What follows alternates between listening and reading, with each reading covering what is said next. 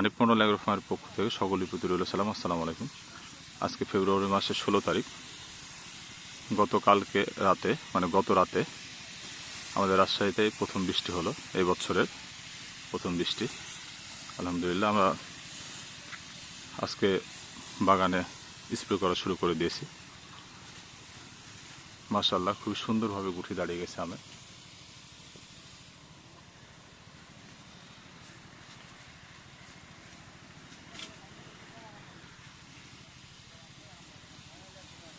খুবই দারুণভাবে গুটি দাঁড়িয়ে গেছে।